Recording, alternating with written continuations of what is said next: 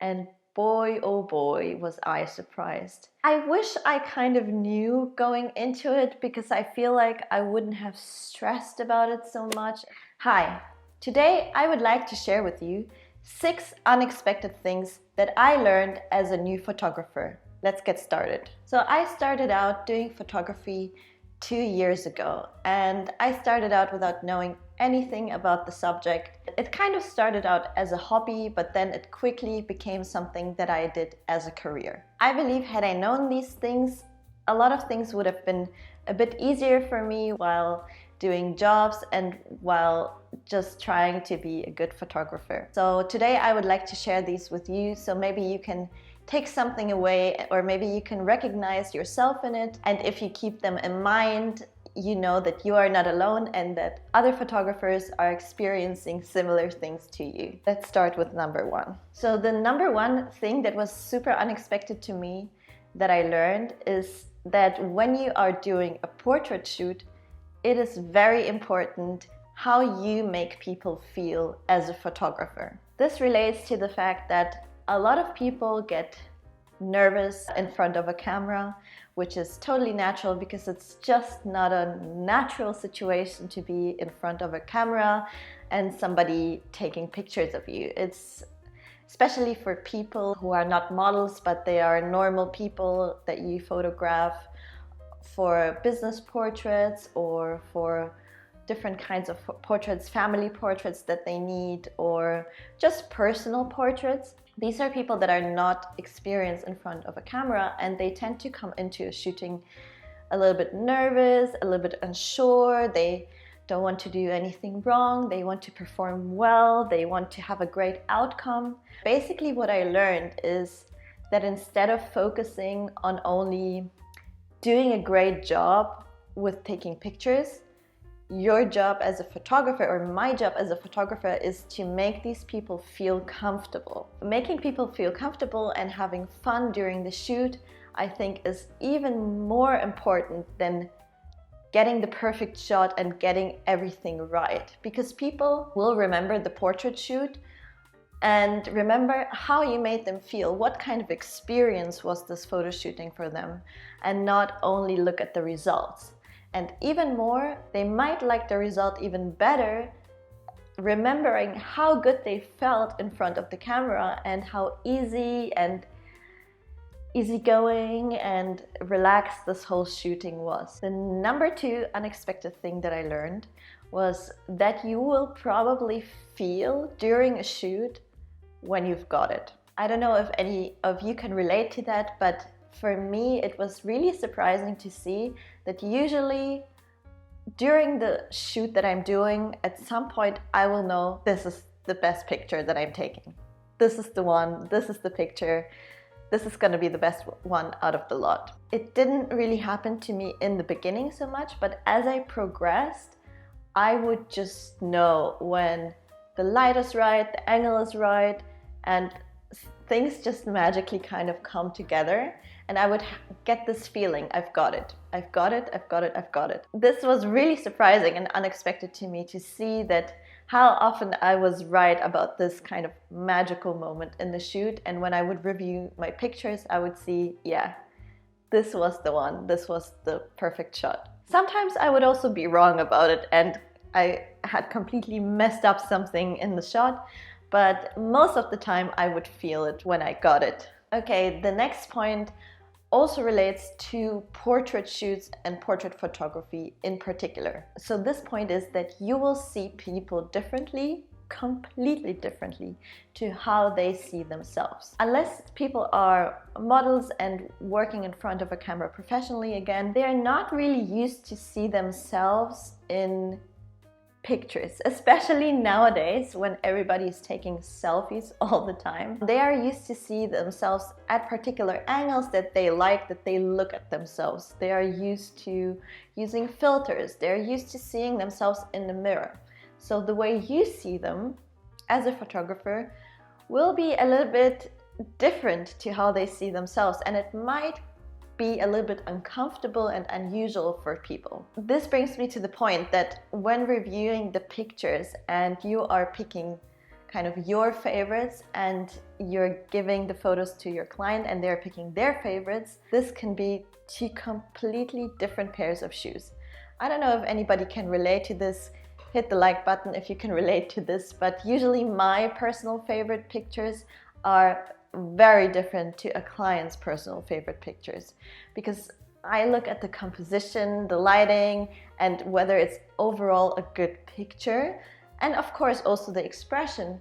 But clients tend to see pictures, they ignore all of the stuff, and they kind of only look at, do I like myself at this angle and this expression in the picture? So this was kind of unexpected and interesting for me to find out and figure out during these 2 years. Point number 4 on my list is something that relates to the profession and the job of being a photographer. And this is that undercharging is going to be a disservice to everybody. So what do I mean by that? In the beginning I thought, oh, I'm kind of inexperienced and I don't know like how good my skills are. Let me just charge very little for my photography. And I guess this is fine in the beginning as you're practicing and you're doing test shoots and you're doing free things and all. But then very quickly, once you start working in the profession and being a professional photographer, if you charge way less than your colleagues, it's just gonna be a disservice to everybody. It's going to be a disservice to the person that you're shooting, because they're not going to value your work as much as they would if they had paid a little bit more. Obviously, you're doing a disservice to yourself because you're not valuing your work properly. And this is the biggest one, I would say, is you're doing a disservice to all of your photography colleagues who are trying to be on the market and survive on the market, and you're kind of undercutting them and underpricing this type of work overall. This is a very important learning for me, and hopefully this can help you out as well when you're trying to figure out whether you should charge less than your colleagues.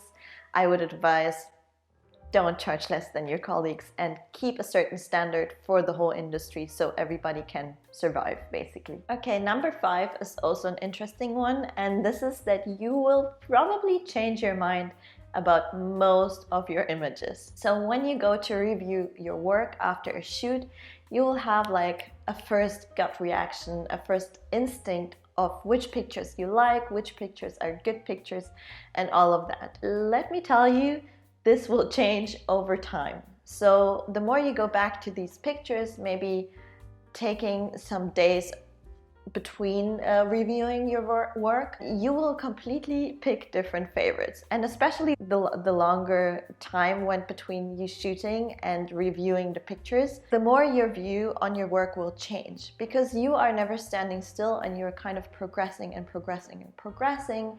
Your preferences will change, and how you see images and what is interesting to you will change.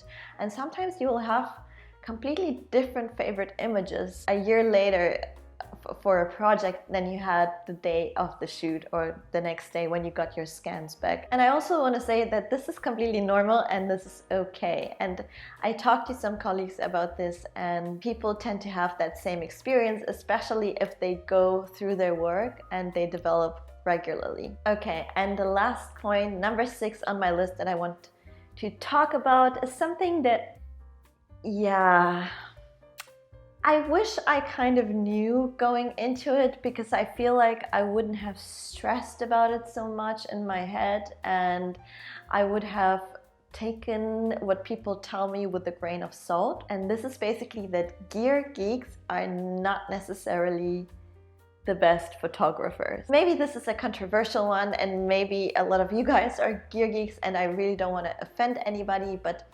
basically I went to this meetup, a little bit of a story time. I went to this meetup of analog photographers, and there were these guys with their massive Mamiya RZs or RBs, and they had these huge medium format cameras with like all of the best stuff, all of the best lenses, and they were like basically mostly talking to each other. and talking about gear, and talking about like all these technicalities of photography. And I was still a bloody beginner in photography, and I was so impressed, and I felt like, oh my god, I don't know anything about gear, I don't know anything about photography, and those guys are so much further ahead than me. And all of these thoughts, maybe you can relate. And then we kind of exchanged Instagram handles and said bye, and like a couple days later I went on Instagram and checked out their work, and boy oh boy was I surprised. I mean, I didn't like their work particularly. It was kind of kitschy and kind of boring and just not very interesting and very plain. And this really showed me that somebody who knows a lot about gear and knows a lot about the technicality of photography, that's great. That's what they're expert in, but they're not necessarily a better photographer than you are just because they know a lot about gear. And actually, a lot of famous photographers say that they're not good with the technicality and the gear. And this is not what's most important. The most important is whether you can see and you have like the special eye, and whether you have something to tell with your art and your photography, and not necessarily if you are technically the best photographer. So this is it, guys, for this video. I hope you liked it. If you did, subscribe to this channel, give me a like, and comment below what are some of the unexpected things that you have learned since being a photographer. I would love to hear from you, and I will see you in my next video. Bye.